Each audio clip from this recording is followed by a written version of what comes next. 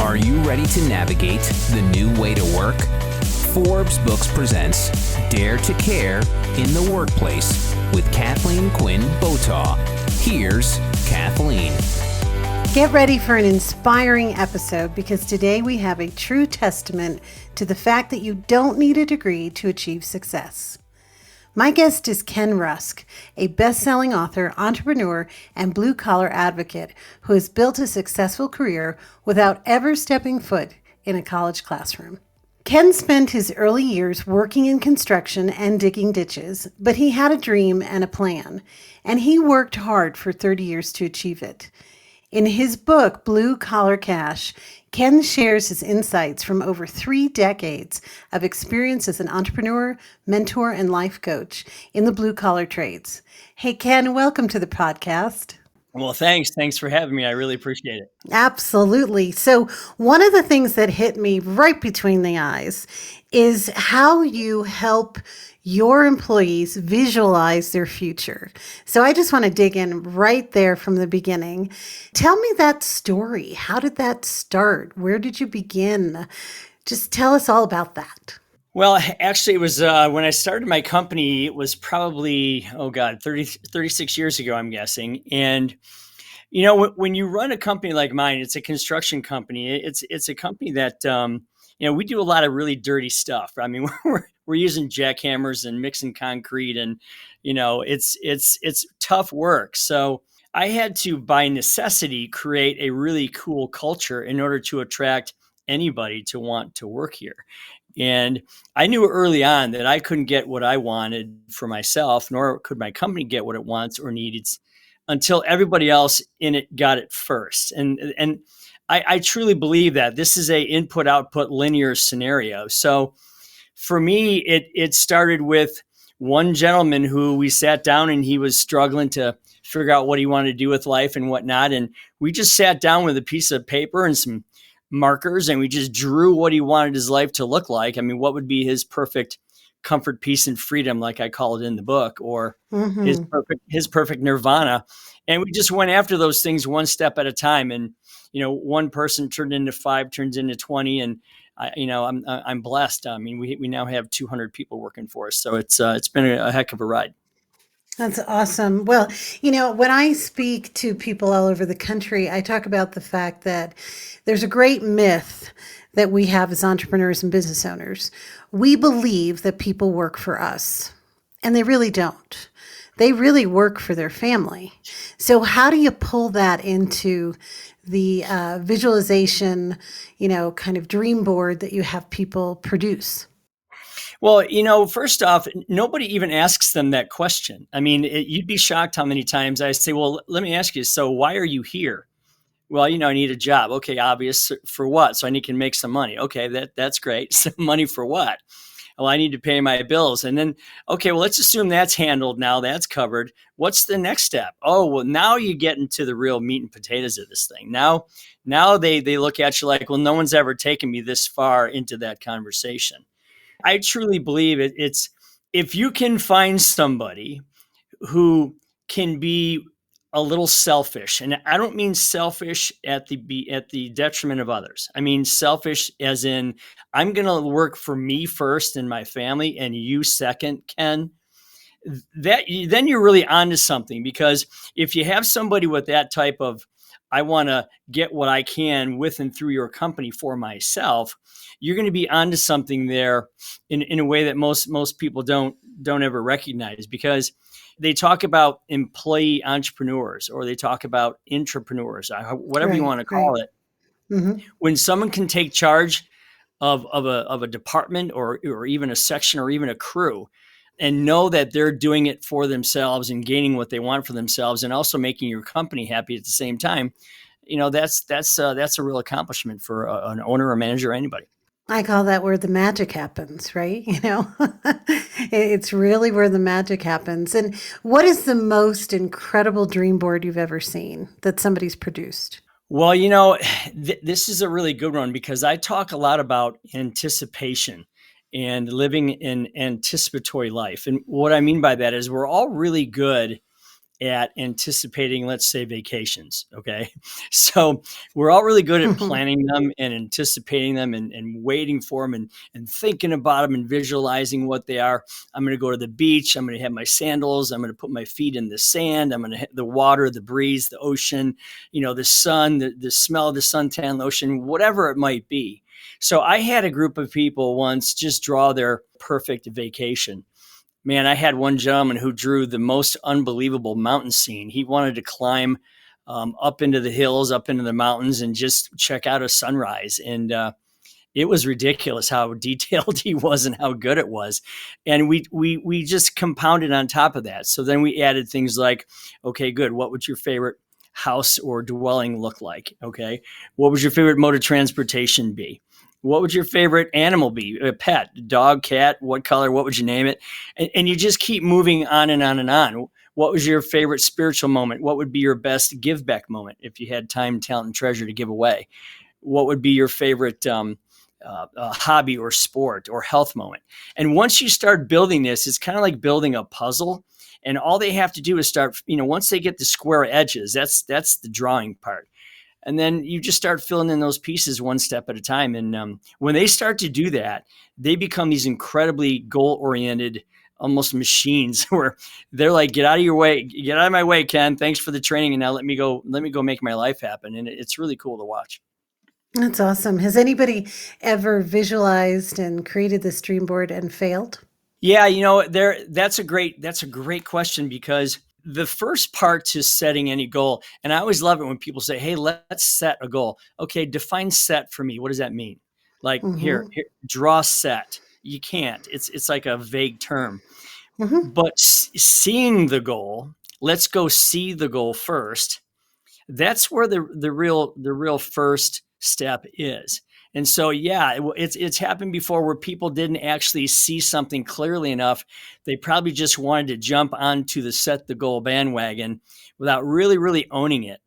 And, if this is something that you're not waking up thinking about or falling asleep thinking about, or if it's not in the front of your, mind all the time, then it's probably not as powerful as it needs to be to make it happen.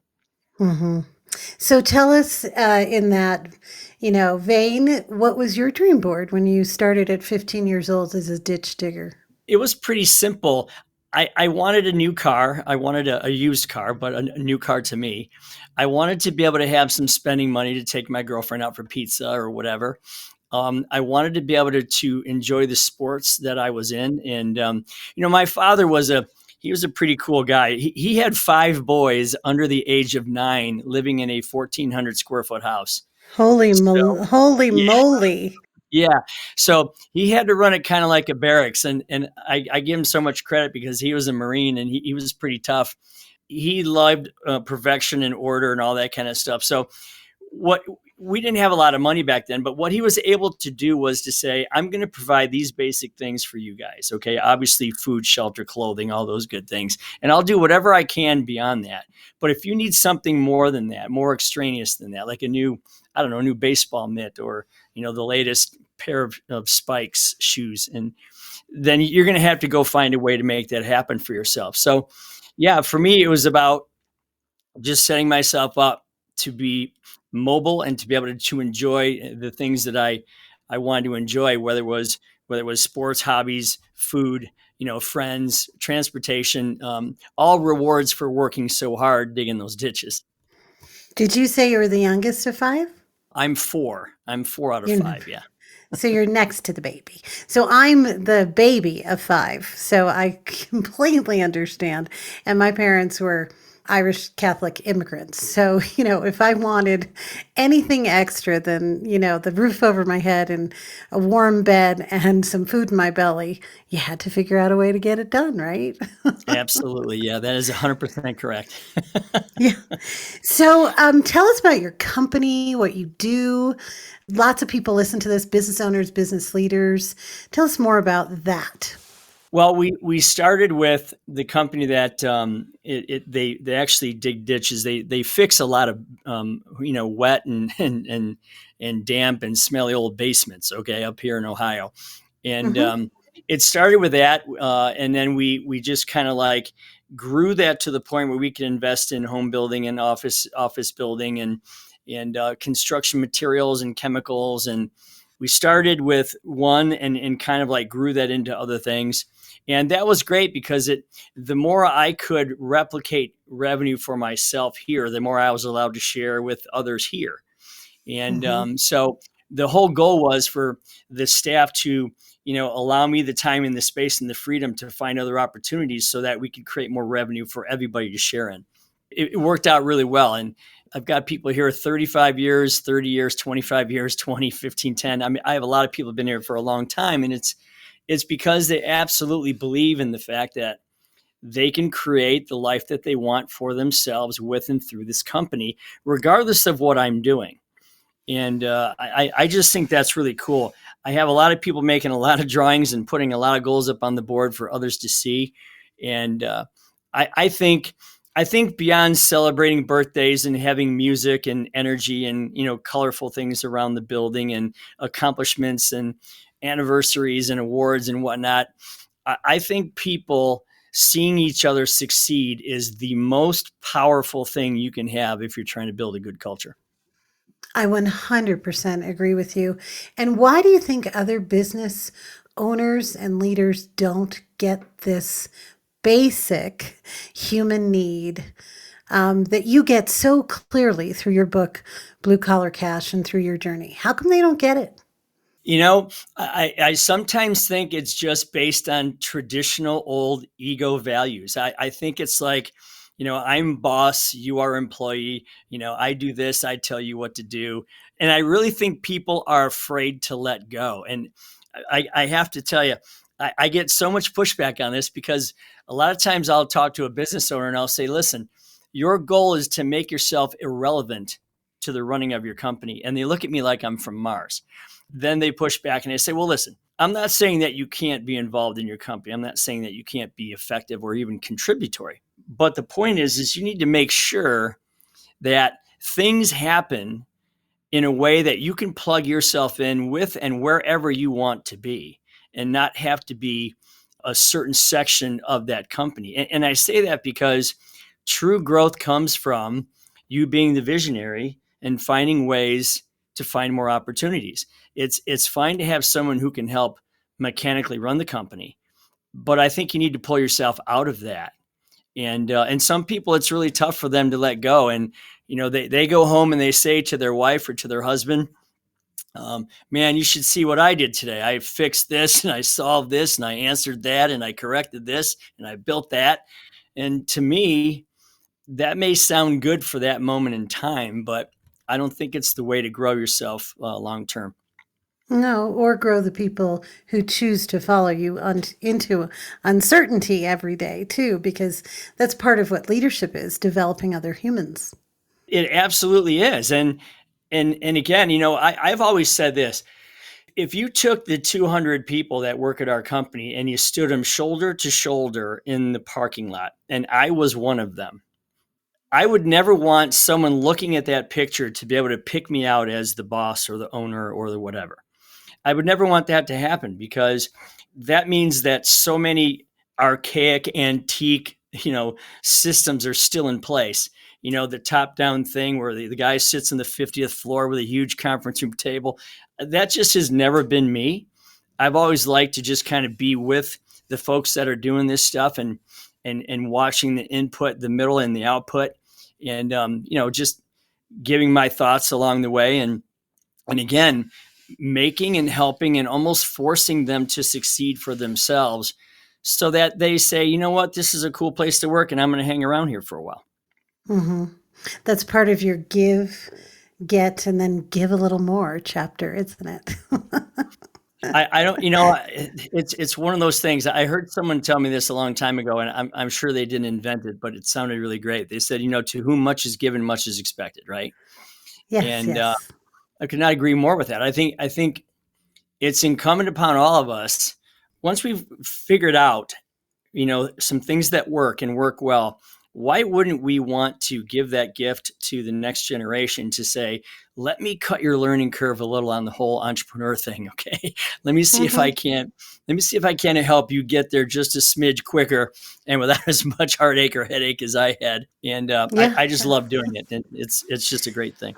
I have a friend who is a hockey dad and also a business friend of mine who said we can always just do a little bit more. And I believe that to my core. We can always do just a little bit more. And with only 62% of high school grads going on to college, how would you advise somebody who wants to skip the college route and start their own business? Well, first off, I'm obviously a huge proponent of that, so I may be a little biased, but here's the way I look at it. I think that when you run your own show, whatever it is, you get to control your input, you get to control your output, the quality of that output, you get to control your day, your schedule, your time. You get to control how you're perceived in the community, how you give back to the community, and ultimately your financial gain. So I just don't think you get that from the 15th floor of some office building in a cubicle. I just don't think you do. Honestly, some people find a lot of security in that, and that's okay. Do it. But for me, being out there running my own show and being in control of all the things that I need to control for myself, I just think that's the only way to live because, again, you're not dependent upon other people holding you down or changing the game or changing the rules or closing a company or moving the headquarters. You're not at the effect of all that stuff. There's a responsibility and a risk that you have to take to do this, sure. But I think it's a much better game to play when you're thinking about long-term careers. I totally agree. And your book is all about achieving your dreams without a college degree. And I really want to dig deeper into that, but we have to take a break. Coming up in the second part of my talk with Ken Rusk, the author of Blue Collar Cash, Ken shares the question everyone needs to ask themselves before applying to college. If you don't know exactly why you're going to college, and if there isn't a job waiting for you when you get out of college, and if you even think that there might be something else to life, you're right. The answer is there is, and you should go find it. This has been Dare to Care in the Workplace. To connect with Kathleen, go to KathleenQuinnBotaw.com. Kathleen's book, Dare to Care, is available wherever books are sold. Dare to Care in the Workplace is a production of Forbes Books.